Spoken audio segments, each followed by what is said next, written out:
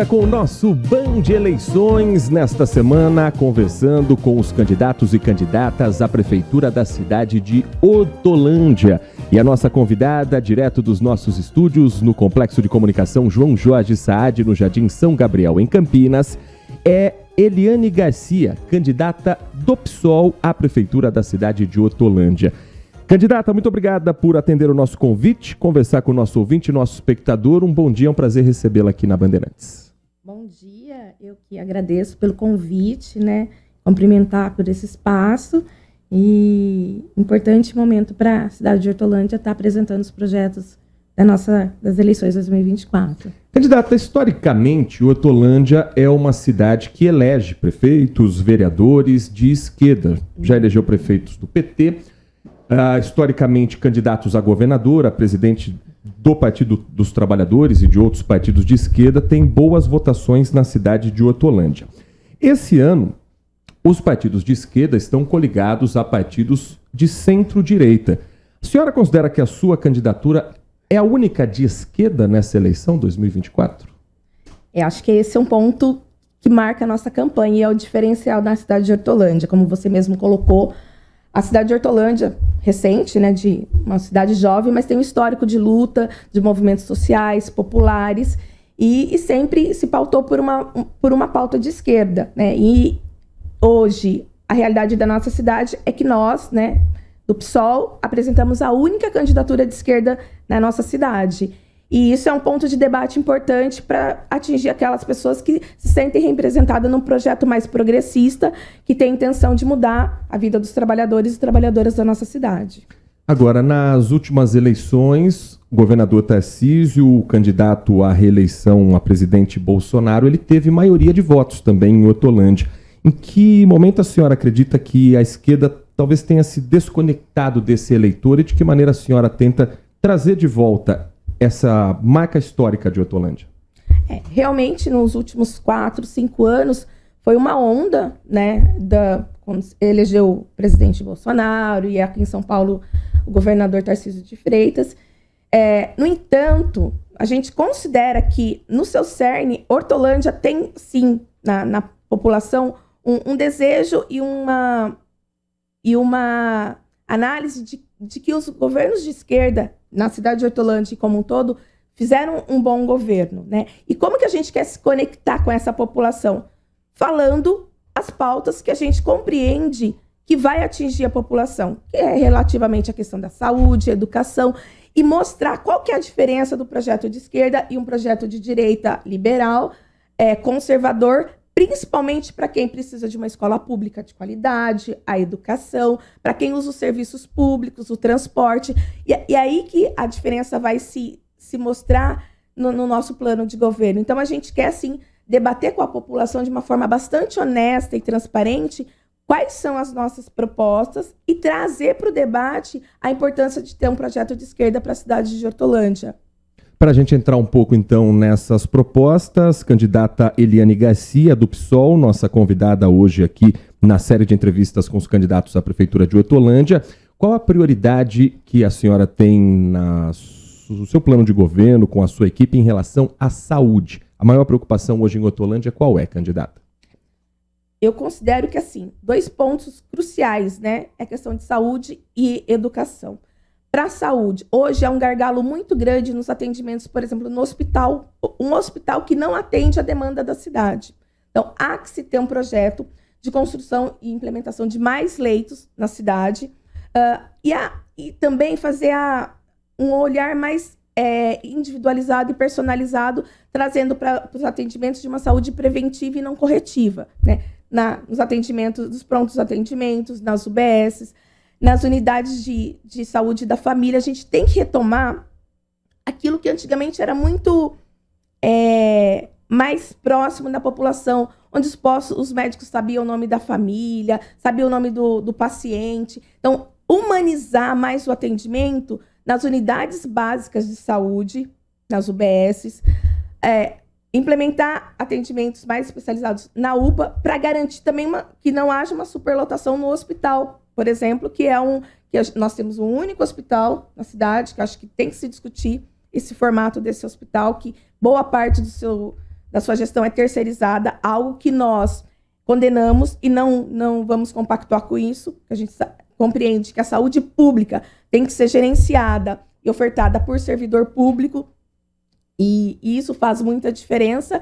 Então, assim, a humanização do serviço público de saúde no nosso município, a partir das unidades básicas de saúde, que esteja mais próximo da população, porque não adianta a gente ter uma saúde corretiva, a gente tem que ter uma saúde preventiva.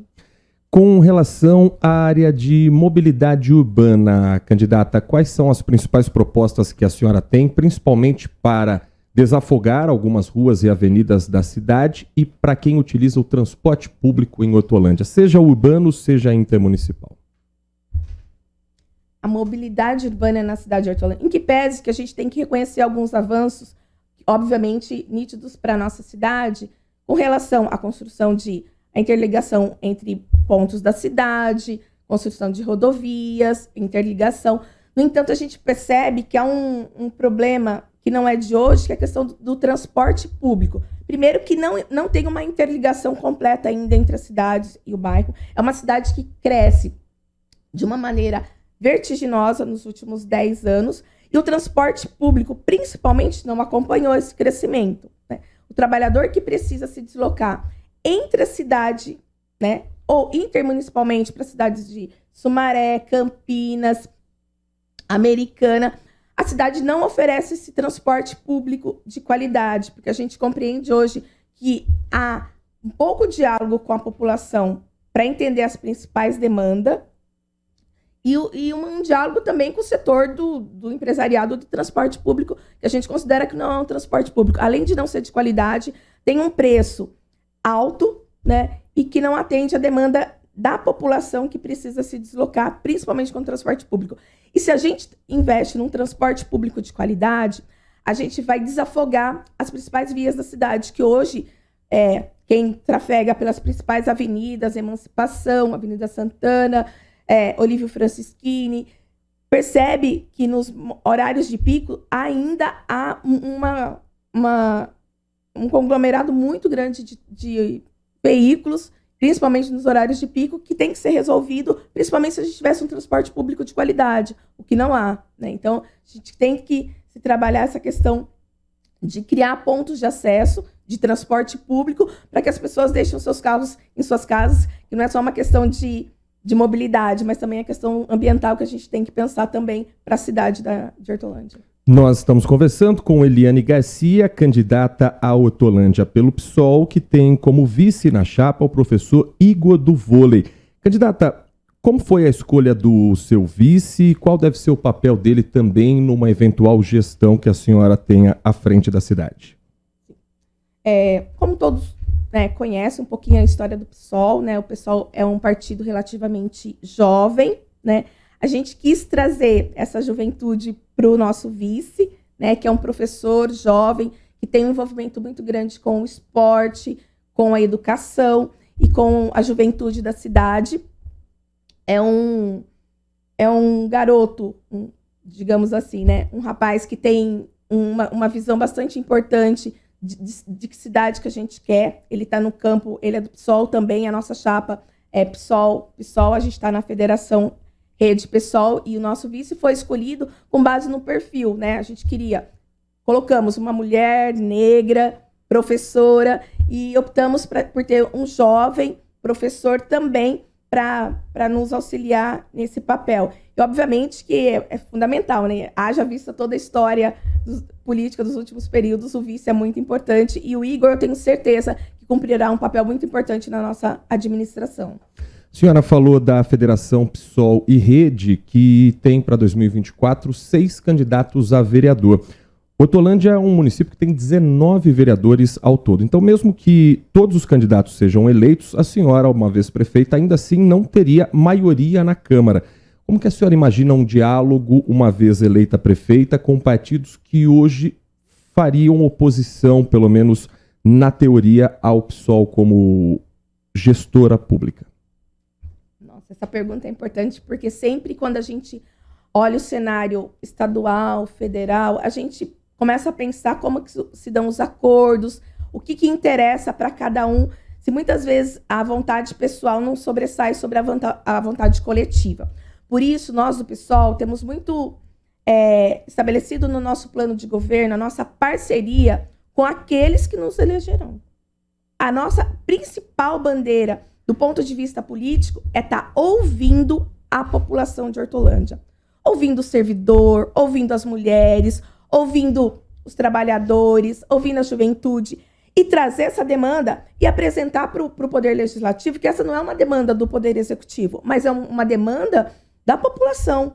E se a gente compreende que aquele projeto, em que pese as divergências ideológicas e políticas existentes dentro da Câmara Municipal, é um projeto que vai de encontro ao anseio da população, a gente tem que fazer a pressão popular para garantir que aquele projeto seja aprovado e compreender que o Legislativo não é uma briga de poderes, né?